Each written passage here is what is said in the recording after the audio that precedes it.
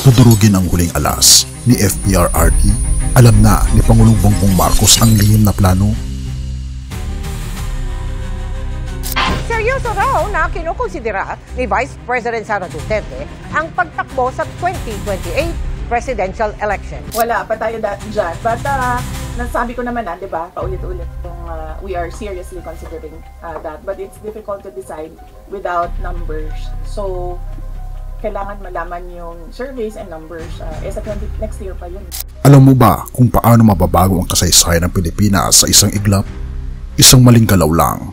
Isang desisyong hindi inakalang babalik sa kanila. At boom, magugulat ka na lang sa resulta. Pero teka, paano kung sabihin kung may isang plano na matagal nang nakalatag? Isang hakbang na maaring baguhin ang buong takbo ng politika.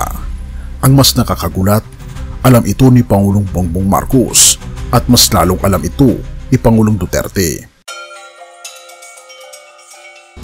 Bago natin ipagpatuloy kaibigan, siya nga pala ang Great Controversy na isa sa mga pinaka-kontrobersyal na libro dahil tumutukoy ito sa mga propesiya sa libro ng Daniel at Revelation na nagaganap na sa panahon natin ngayon bago ang pagdating ng ating Panginoong Diyos ay pinamimigay na namin ng libre sa pamamagitan ng PDF. At ito ay nasa limited lamang na panahon, kaya i-click mo sa description sa baba upang ma-avail mo kaibigan ang napaka-importanteng libro nito na magbubukas sa iyo sa mas maliwanag mong hinaharap. Purihin ang ating Panginoong Diyos at tayo magpatuloy. Ang tunay na pakay ng impeachment? Sa ibabaw, mukhang simpleng laban lang ito para sa kapangyarihan. Ang impeachment kay VP Sara Duterte na kung magtatagumpay ay magre-resulta sa perpetual disqualification mula sa pagtakbo sa anumang posisyon sa gobyerno. Kung tutuusin, tinatapos na ang kwento rito. Wala nang Duterte sa 2028. Tapos na ang dynasty, tama. Mali, dahil ang hindi nila napansin, isang mas malakas na pwersa ang maaring bumalik. At ito ang tila kalkulasyon ni Pangulong Bongbong Marcos na alam niyang mangyayari. Kung si VP Sara ay madiskwalipika, sino ang susunod na maaring pumalit? Walang iba kundi si dating Pangulong Rodrigo Duterte mismo, ang haligi ng kanyang pamilya at ang isa sa pinakamatibay na pangalang bumandera sa politika ng Pilipinas. Pero teka, hindi ba bawal lang tumakbo ulit ang isang dating Pangulo? Hindi raw. Ayon kay dating House Speaker Pantaleon Alvarez, malinaw sa 1987 Constitution na re-election lang ang ipinagbabawal. Kung siya ay sitting president at tatakbo muli, yun ang labag sa batas. Pero si Duterte ay hindi na presidente. Ibig sabihin, kung gugustuhin niya, pwede siyang bumalik sa Malacanang. Ngayon, itanong mo sa sarili mo, bakit hindi ito agad napansin ng iba? Dahil hindi nila inaakalang may ganitong butas sa batas. Pero may problema. Alam ito ng mga Duterte at alam din ito ni Pangulong Bongbong Marcos. Kung ganito ang plano ng kampo ni Duterte, bakit tila kampante si Pangulong Bongbong Marcos? Bakit hindi siya natatakot na ang pinakamalakas na katunggali ay biglang babalik sa eksena? Dahil dito papasok ang huling alas na dudurog sa posibilidad na ito. Ano ang alam ni Pangulong Bongbong Marcos na hindi alam ng ilang publiko? Alam niyang hindi lang si VP Sara ang target ng impeachment.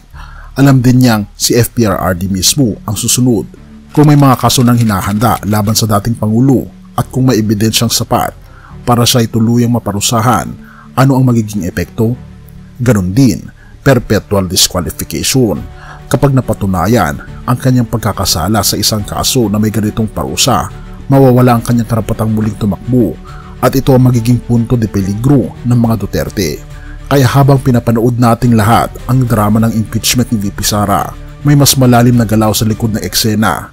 Isang mas malaking plano na maaaring magtapos sa mismong pagkakadiskaril ng pagbabalik ni Duterte sa Malacanang. Ngayon, naisip mo ba kung bakit tahimik lang si PBBM? Bakit tila hindi siya nagmamadali na protektahan si VP Sara?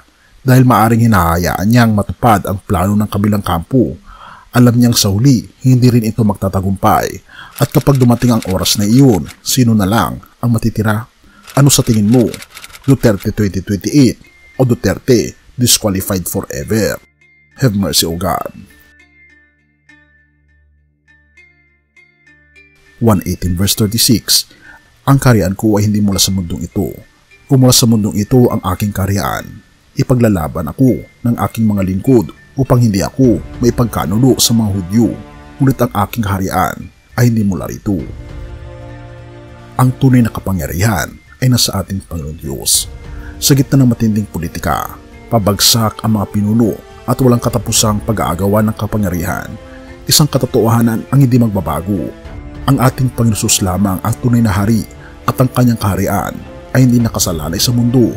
Maraming tao ang kumakampi sa posisyon, sa pangalan at sa kapangyarihan ng tao. Iniisip nila na ang politika ang magliligtas sa kanila, na ang isang pinuno ang sagot sa lahat ng problema ng bayan. Pero sinabi ng ating Panginoon Jesus, ang tunay na kaharian ay hindi sa mundong ito. Ang mga Duterte at mga Marcos, mga Aquino, lahat ng pangalang ito ay lilipas, pero ang pangalan ng ating Panginoon Jesus ay hindi kailanman mabubura. Ang mga gobyerno ay magpapalit-palit, pero ang kanyang trono ay mananatili magpakailanman. Ano ang dapat nating gawin? Huwag ilagay ang tiwala sa tao kundi sa ating Panginoon Diyos. Kahit kaano kagaling o kapangyarihan, ang isang pinuno, tao pa rin siya. Ang tanging pinunong hindi tayo bibiguhin ay walang iba kundi ang ating Panginoon Kristo. Pangalawa, maghanap ng kaharian na hindi natitinag. Imbes na masyadong nakatuon sa politika, ituon natin ang ating sarili sa pagsunod sa ating Panginoon Kristo. Siya ang tunay na hari na magdadala ng kapayapaan at katwiran. Pangatlo, manalangin tayo para sa ating bansa. Huwag tayong kumampi lang sa mga tao. Kumampi tayo sa ating Panginoon Kristo. Ipagdasal natin ang kanyang kalooban, ang masunod sa Pilipinas, hindi ang kalooban ng tao. Sa huli, ang huling tanong, kanino ka magtitiwala, kaibigan? Sa politiko ba na maaaring bumagsak o sa hari ng mga hari na hindi kailanman magagapi? Mateo 24:35, ang langit at ang lupa ay lilipas, ngunit ang aking mga salita ay hindi lilipas. Sa dulo ng lahat ng labanang politikal, isa lang ang tunay na tagumpay, ang tagumpay ng ating Panginoon Kristo sa ating mga puso. Purihin ang ating Panginoong Diyos at tayo manalangin. Ama naming Diyos na makapangyarihan sa lahat, tunay nga po Panginoon na walang ibang hihigit sa aming Panginoon Kristo. Tulungan pong maghari ang aming Panginoon Kristo sa aming puso mula ngayon at magpakailanman. At salamat sa inyong pong pag-ibig sa amin.